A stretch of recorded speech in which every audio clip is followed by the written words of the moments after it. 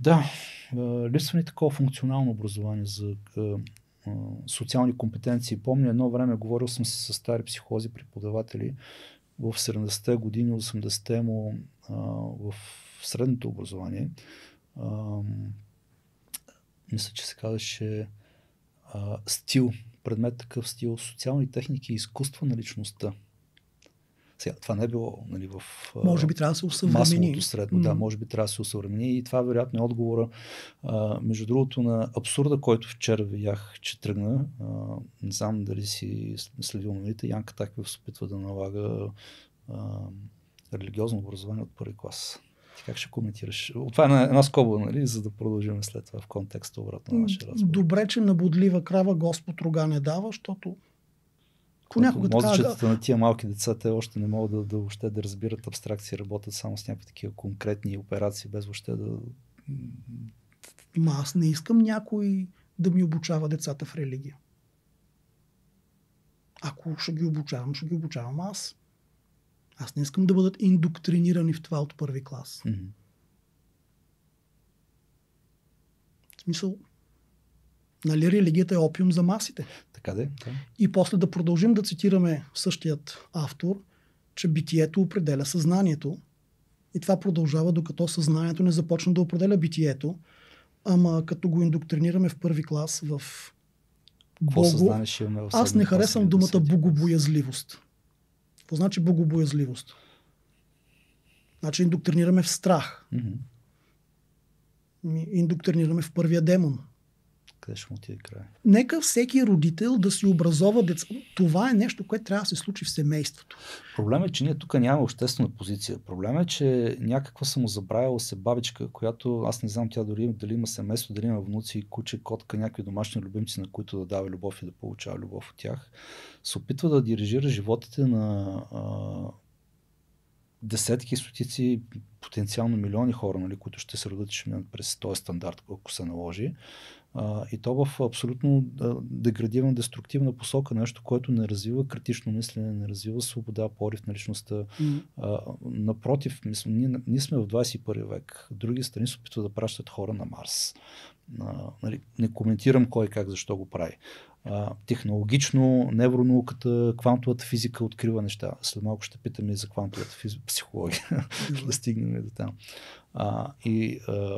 Моето възмущение от това, което и това се случва само 4 дена след деня на психолога, нали, 4 април, който беше стихна миналата. Искам да отворим една скоба. Давай. За да реабилитирам и малко Фройд по един особен начин. Някога някъде там у една пещера живели едни маймуняци, които да почват да стават човек.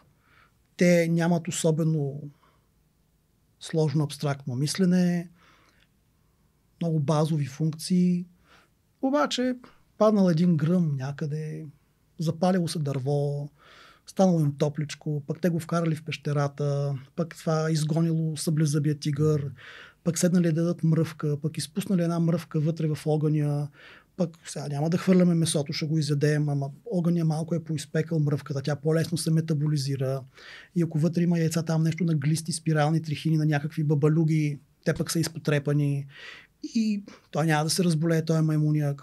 И поради огъня, поради топлината, поради сигурността, поради ефекта, който убива вируси, бактерии и паразити, тая маймуна поживяла малко по-дълго, станало възможно да си хвърли семето, да даде поколение, пък да съзерцава мамутите, пък да почне да рисува по стените. Изкуството провокира човек да... Изкуството е направило от маймуната човек, всъщност. Ама тая маймуна е познавала света там до гората. И тя започва да си обяснява нещата, като създава приказки, митове, легенди за тоя бог, за оня бог, за динамиката между боговете. Така че първото начало в човешкото е теологичното. Нали, отваряме тук една скоба на психологическата антропология, не само.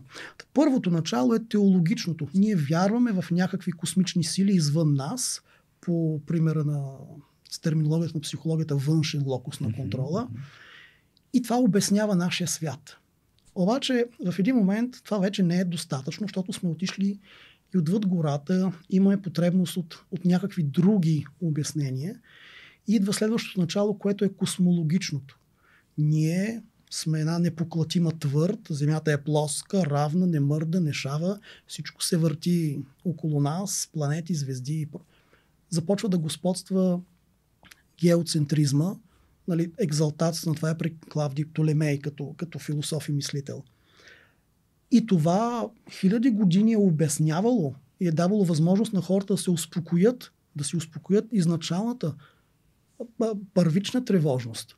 И в един момент потребностите, нуждите и желанията на човека нараснали и това не е в състояние да обясни този свят, отново се поражда една тревожност и на сцената ще дойде Коперник. От Птолемей към Коперник, който ще каже, че всъщност имаме хелиоцентризъм, че всичко се върти около Слънцето. Това вади човека от неговата статична позиция, където Земята е непоклатима и ти си в центъра на света.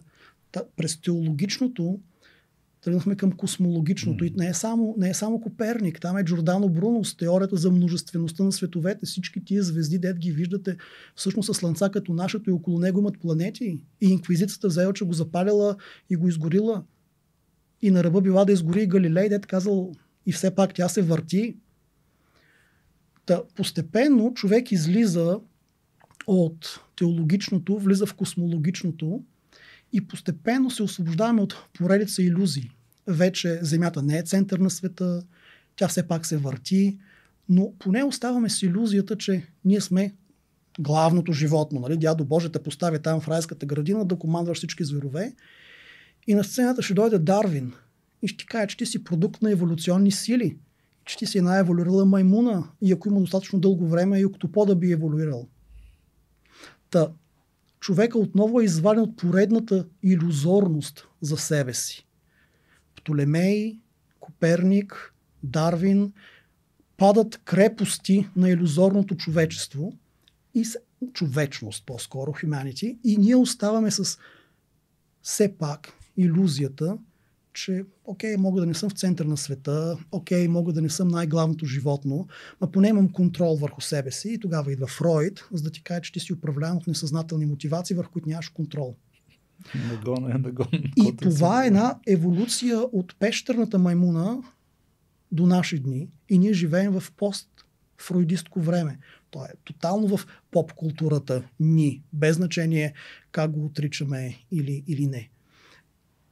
И когато всичко това се е случило и е отнело хилядолетия и е отнело жертви на толкова много учени и изведнъж някой ти каже, ма сега децата ще учат от първи клас религия, някак си моята рамка на четене е по-голяма от теологичното, с което почнахме. Защото теологичното почна малко там в пещерите.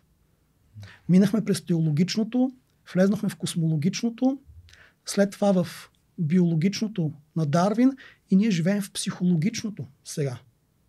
Къде ме връщаш в пещерите? Питам аз. Това ще го взема и ще го изпратя утре на госпожа Такева. Този въпрос аз ще питам също. Да. Къде ме връщате в пещерите, госпожа Такева? Да.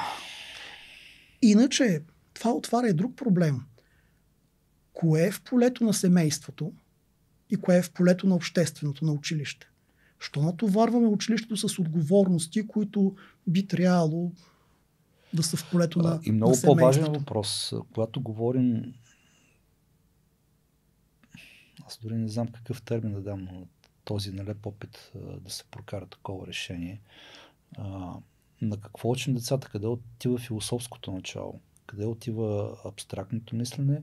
И как ние учим хората да правят разлика между вяра и религия, между това да имат критично мислене, да се опитват да разбират света, себе си, своето място в света и своя път в него, и това сляпо да следват едни доктрини и правила,